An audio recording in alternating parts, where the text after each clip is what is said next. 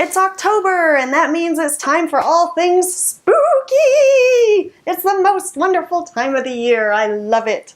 So let's talk about spooky books that you can read this month.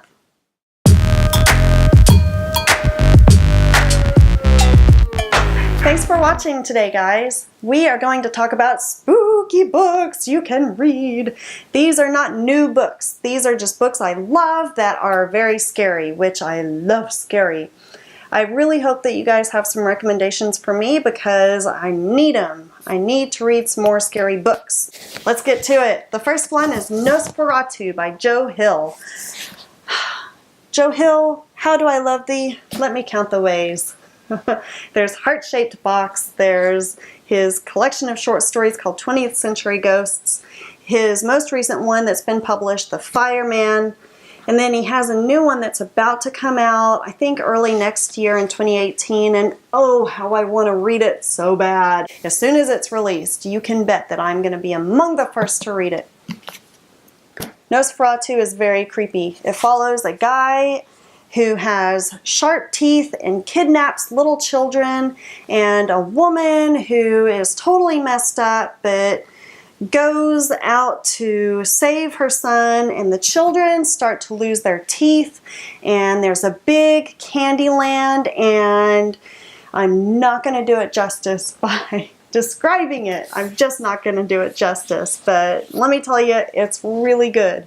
It's really good. And a weird thing was when I was reading it, I noticed a whole bunch of other people reading it at the same time. Like I would go out and someone would also have that book, which was odd because I read it, I don't know, maybe a year or two after it came out. So, strange coincidence. Or was it? The next one is The Shining by Stephen King, or as groundskeeper Willie on The Simpsons would call it, The Shinin'. I think everybody knows the story of The Shining. If you haven't seen the movie by Stanley Kubrick, you should, although Stephen King is not that crazy about the movie because it veers off from the book quite a bit. Quite a bit. So I would recommend, if you love the movie, that you also read the book because the book has so much more backstory and the characters are a lot different in the book than they are in the movie. The husband is not necessarily evil, although I will say in the movie Jack Nicholson plays his evilness so well. He plays the unraveling of a guy who is already, you know, a few threads shy really well. In the book, the father is a lot more of a father. He loves his son. He really loves his wife. But the hotel just creeps in. All of the evil of the hotel gets in. So, if you love the movie, do yourself a favor and read the book because there's even more to it. And it's so good. The Shining. The Shinin'. Alright, the next one is The Willows by Algernon Blackwood. We're taking a blast way back to the past with this one. And the good news on that one is that it is free to read. You can easily find and download the book to your Kindle. And it's very short. I think I read it in about 20 minutes. In it, these two men are on a canoe trip for some reason. I can't remember the exact reason. It's been a few months since I read it. But they stop on a little small island to stay the night. And as they sleep, they realize that the willows seem to be causing quite a ruckus.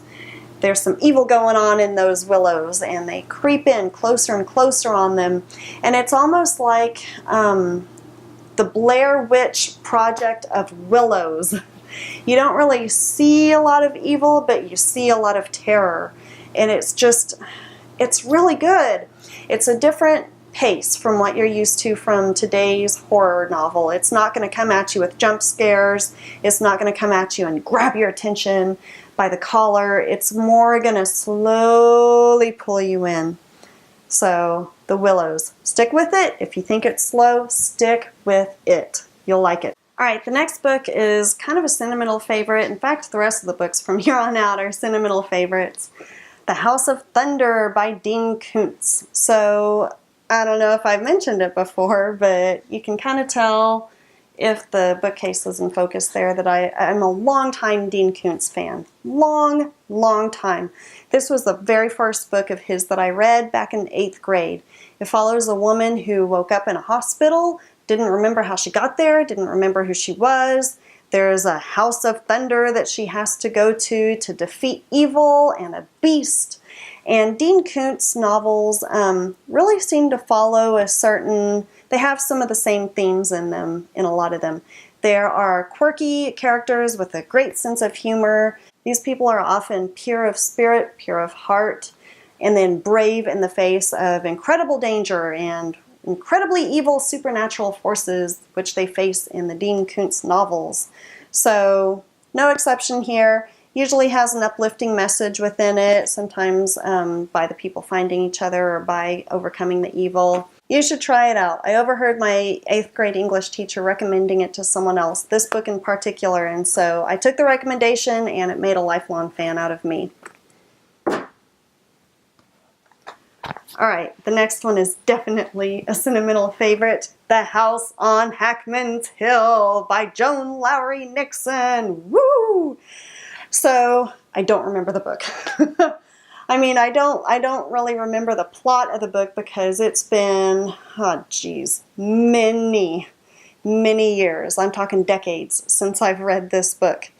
According to the book jacket, there's a missing mummy and these 2 kids, brother and sister, are stuck in a haunted house overnight. And so while I don't remember the actual book that much, I do remember the feeling, the experience of reading it, and that's why through various bookcase purges over the years, this one has always stayed in my possession and probably always will. In fact, it even has my name written in it from when I was a kid. Man, the cover's kind of brittle by now. Makes me feel even older. Great. So, the experience of reading this, when I was a kid, my sister and I would go and visit our grandparents, often for about a week at a time. And so, at my grandma's house in particular, I would often sleep in my dad's old bedroom, in my dad's old bed that had the same old carpeting and the same furnishings, the same bedside lamp that would buzz when you turned it on and then you turn it off. And by the bed, on top of a dresser, was a creepy doll, like a creepy Asian doll that I don't know why it was there because my grandma was not a doll collector. She was not into figurines really at all, but for as long as I knew her, as long as she was alive in my lifetime, she had this weird doll that sat on the dresser, and we all would joke together about how creepy it was. And so just the experience of reading this book, I would go there at night. Everything was completely silent, of course, because my grandma went to bed at 6. I'm exaggerating, but you know, it would be dark, the house would be silent, everyone would be asleep. I would be in my dad's bed with a humming lamp on the nightstand next to me. That was the only light on in the whole house, and I would read this book and be terrified to my core. Oh my God, I would be so terrified, and it was so scary. And then when I finally could not keep my eyes open any longer and had to turn off that lamp, the darkness that closed in on the room was all-consuming. Oh my goodness, it was like a blackout room. And so I would be scared even more as I was going to sleep. And it was just so delicious. I did the same thing again the next summer. I made sure to bring this book and read it again with the little humming lamp with the creepy doll looking on in this little room. Joan Lowry Nixon, an author I loved as a kid, will always love as a sentimental favorite.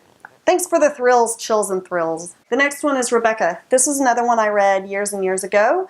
I was visiting my other grandma, my grandmere, and reading a lot of Stephen King at that time, a lot. So I was a teenager and my aunt saw me reading all this Stephen King and thought, heavens to Betsy, what is she reading all of this Stephen King for? That is so violent. And so she plucked this book off of my grandma's bookshelf and said, you should give this one a try. I was a little bit skeptical, but you know, being a lover of books, I also love classics. And so I read this book and was hooked in no time. She steered me in the right direction. Of course, I still loved and will always love Stephen King books, but this was a good one to add too. So, Rebecca by Daphne du Maurier. Daphne du Maurier. Oh, dear Lord. The more I say it, the more I feel like I'm saying it wrong. So it follows a young wife. She is married to a man who's about 20 years her senior. She had worked as a lady's maid, had a whirlwind, quick romance with this man who is older than her. He's rich. He has a whole estate called Manderley, and it's almost like Downton Abbey. So, you know, think that. Big, rich, lots of staff, lots of maids, in particular the evil Danvers. So the woman realizes that really she's kind of living in the first mistress of the house's shadow. So about a year ago, Max de Winter's wife Rebecca went missing, presumed drowned in a sailing accident. And so he very quickly remarried this young, pretty, kind of soft-spoken, not very powerful at all, woman who didn't even realize what she was getting into. She didn't realize what she was going to be coming up against, in particular Danvers, the maid who absolutely hates her. And so a series of things begin to happen to where she wonders exactly what is going on. Is the manor haunted? Are people out to get her? Is Rebecca even dead? Does her husband really love her? So, Rebecca. All right, so those are some good scary stories that you should read during October, because what better time to scare yourself silly than Halloween month? Let me know if you have any horror favorites that you would like to recommend. In the meantime, I'm going to leave you to it so I can go watch me some more horror movies, such as the newest It, which is wonderful, or one of my favorite scary movies, The Descent, which is 6 chicks with picks who are in a fix. Have a good scary month. I'll see you next time. Bye.